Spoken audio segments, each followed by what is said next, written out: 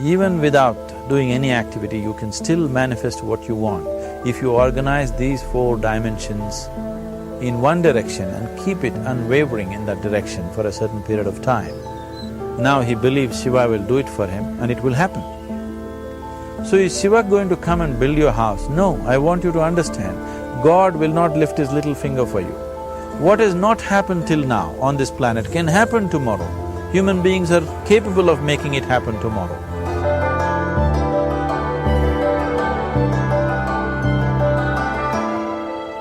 Everything we as human beings have created on this planet was essentially first created in our minds. All that you see, which is human work on this planet, first found expression in the mind, then it got manifested in the outside world. The wonderful things that we have done on this planet and the horrible things that we have done on this planet, both have come from the human mind. So if we are concerned as to what we create in this world, it's extremely important that first of all we learn to create the right things in our mind, how we keep our minds. If we do not have the power to keep our minds the way we want it, what we create in the world is also going to be very accidental and haphazard. So learning to create our minds the way we want is the basis of creating the world the way we want. There is a wonderful story in the yogic lore. On a certain day, a man took a walk. He went for a long walk. Accidentally, unawares, he walked into paradise. Fortunate, isn't he? He just took a walk and he landed up in paradise. After this long walk, he felt little tired. So he thought, oh, I'm tired, I wish I could rest somewhere. He looked around, there was a nice tree, underneath which there was very cushiony grass. So it was inviting. He went and put his head down there and slept. After a few hours he woke up, well rested, and he thought, oh, I'm well rested, but I'm feeling hungry, I wish I had something to eat. And he thought about all the nice things that he ever wanted to eat in his life. And instantly, all those things appeared in front of him. You need to understand, there the service is like that. Hungry people don't ask questions. Food came and he ate. Stomach became full. Then he thought, oh, my stomach is full, I wish I had something to drink. All the nice things that he ever wanted to drink, he thought about it and all of them just appeared in front of him. Drinking people also don't ask questions, so he drank. Now with a little bit of alcohol in him, you know Charles Darwin told you, all of you are monkeys, your tail fell away. Not me, Charles Darwin told you that you were all monkeys and your tail fell away and then you became human. Yes, definitely the tail fell away. But the monkey, in yoga, we always refer to an unestablished mind as markata, which means a monkey. Why we are referring to the mind as a monkey is, what are the qualities of a monkey? One thing about a monkey is, it's unnecessary movement. And another thing about the monkey is, if I say you're monkeying somebody, what does it mean? Imitation. Monkey and imitation have become synonymous. So these two essential qualities of a monkey are very much the qualities of an unestablished mind. Unnecessary movement, you don't have to learn it from the monkey, you can teach it to the monkey. And imitation is full-time job of the mind. So when these two qualities are on, a mind is referred to as a monkey. So this monkey became active within him. He just looked around, thought, what the hell is happening here? I asked for food, food came. I asked for drink, drink came. There must be ghosts around here. and ghosts came. Oh, the ghosts have come, they're going to surround me and torture me, he thought. Immediately the ghosts surrounded him and started torturing him. Then he started screaming in pain and said, oh, they're going to kill me, and he died. Just now he said he's a fortunate being. The problem is he was sitting under a kalpavriksha or a wishing tree. He asked for food, food came, he asked for drink, drink came, he asked for ghost, ghost came, he asked for torture, torture came, he asked for death, death happened. Now don't go looking for these kalpavrukshas in the forest.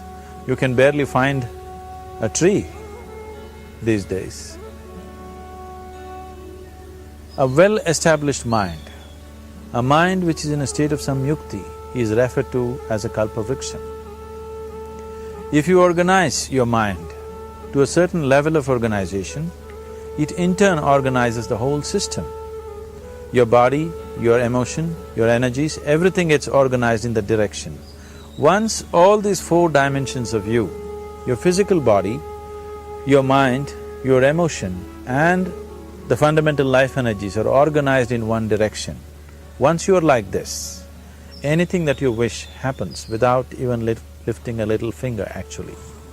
It would help to assist it with activity, but even without doing any activity, you can still manifest what you want if you organize these four dimensions in one direction and keep it unwavering in that direction for a certain period of time. Right now the problem with your mind is, every moment it is changing its direction. It is like you want to travel somewhere and every 2 steps if you keep changing your direction, the question of you reaching the destination is very remote unless it happens by chance. So, organizing our minds and in turn organizing the whole system and these 4 basic dimensions of who you are right now in one direction, if you do this, you are a kalpavruksha yourself. Anything that you wish will happen. But right now, if you look at your lives, everything that you have wished for till now, if it happens, you have finished. Everything and everybody that you have desired for, if all of that lands up in your house today, could you live with that? Once we're empowered like this, it's very important that our physical action, emotional action, mental action and energy actions are controlled and properly directed. If it is not so, we become destructive, self-destructive. Right now, that is our problem. The technology, which is supposed to make our life beautiful and easy, has become the source of all the problem that we are destroying the very basis of our life, which is the planet. So what should have been a boon, we are making a curse out of it. What has brought incredible levels of comfort and convenience to us in the last 100 years or so has also become a threat to our life simply because we are not conscious action, we are in a compulsive state of action. So organizing our minds fundamentally means moving from a compulsive state of activity to a conscious state of activity. You might have heard of people for whom they asked for something and beyond all expectations it came true for them. Generally this happens to people who are in faith. Now, let's say you want to build a house. If you start thinking, oh, I want to build a house, to build a house I need 50 lakhs, but I have only 50 rupees in my pocket, not possible, not possible, not possible. The moment you say not possible, you are also saying I don't want it. So on one level, you're creating a desire that you want something, on another level, you're saying I don't want it. So in this conflict, it may not happen. Someone who has some faith in a god or in a temple or whatever, who is simple-minded, faith works only for those people who are simple-minded. Thinking people who are too much thinking, for them it never works. A childlike person who has a simple faith in his god or his temple or whatever, he goes to the temple and says, Shiva, I want a house. I don't know how, you must make it for me. Now in his mind there are no negative thoughts. Will it happen? Will it not happen? Is it possible? Is it not possible? These things are completely removed by this simple act of faith. Now he believes Shiva will do it for him and it will happen. So is Shiva going to come and build your house? No, I want you to understand, God will not lift his little finger for you. What you refer to as God is the source of creation. As a creator, he has done a phenomenal job, there's no question about it. Could you think of a better creation than this? Is it in anybody's imagination to think anything better than what is there right now? So as a creator, he has done his job wonderfully well. But if you want life to happen the way you want it, because right now, the very crux of your happiness and your well-being is this, if at all if you're unhappy, the only and only reason why you're unhappy is life is not happening the way you think it should happen. That's all it is. So if life is not happening the way you think it should happen, you're unhappy. If life happens the way you think it should happen, you are happy. It's as simple as that. So if life has to happen the way you think it should happen, first of all, how you think, with how much focus you think, how much stability is there in your thought, and how much reverberance is there in the thought process will determine whether your thought will become a reality or is it just an empty thought. Or how you do not create any impediments for your thought by creating negative thought process. This possible is something possible or not possible, is destroying humanity. What is possible and not possible is not your business, it's nature's business. Your business is just to strive for what you want. Right now you're sitting here, if I ask you two simple questions, I want you to just look at this and answer this. Right now from where you're sitting, can you just fly off? You say no. Right now from where you're sitting, can you get up and walk? You'll say yes. What is the basis of this? Why you say no to flying and yes to walking? Because past experience of life, many times you've gotten up and walked, never did you fly off. Or in other words, you're using the past experience of life as a basis for deciding whether something is possible or not possible. Or in other words, you have decided that what has not happened till now cannot happen in your life in future. This is a disgrace to humanity and the human spirit. What has not happened till now on this planet can happen tomorrow. Human beings are capable of making it happen tomorrow. So what is possible and what is not possible is not your business. That is nature's business. Nature will decide that. You just see what is it that you really want and strive for that. And if your thought is created in a powerful way, without any negativity, without any negative thoughts bringing down the intensity of the thought process, the first and foremost thing is you must be clear what is it that you really want. If you do not know what you want, the question of creating it doesn't arise. If you look at what you really want, what every human being wants is, he wants to live joyfully, he wants to live peacefully. In terms of its relationships, he wants it to be loving and affectionate. Or in other words, all that any human being is seeking for is pleasantness within himself, pleasantness around him. This pleasantness, if it happens in our body, we call this health and pleasure. If it happens in our mind, we call this peace and joy. If it happens in our emotion, we call this love and compassion. If it happens in our energy, we call this blissfulness and ecstasy. This is all that a human being is looking for. Whether he is going to his office to work, he wants to make money, build a career, build a family, he sits in the bar, sits in the temple, he is still looking for the same thing. Pleasantness within, pleasantness around. If this is what we want to create, I think it's time we addressed it directly and commit ourselves to creating it. So you want to create yourself as a peaceful human being, joyful human being, loving human being, a pleasant human being on all levels. And do you also want a world like this?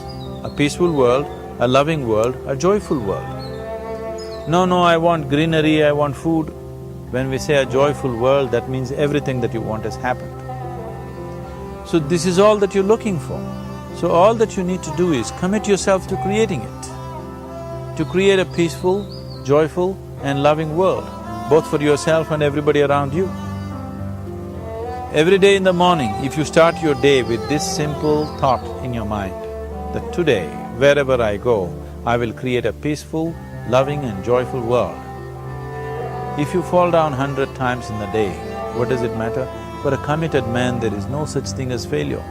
If you fall down 100 times, 100 lessons to be learnt. If you commit yourself like this to creating what you really care for, now your mind gets organized. Once your mind gets organized, the way you think is the way you feel, your emotion will get organized. Once your thought and emotion is organized, your energies will get organized in the same direction. Once your thought, emotion and energies are organized, your very body will get organized. Once all these four are organized in one direction, your ability to create and manifest what you want is phenomenal. You are the creator in many ways. That which is the source of creation is functioning within you every moment of your life. It is just that, have you kept access to that dimension or not? Organizing the four basic elements of your life will give you that access. There are tools and technologies to do this.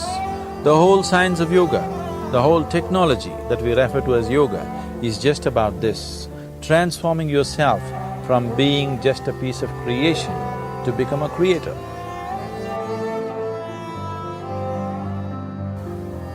It is my wish and my blessing that every human being in this world should have this access to the source of creation within himself so that he can function here as a creator, not just as a piece of creation.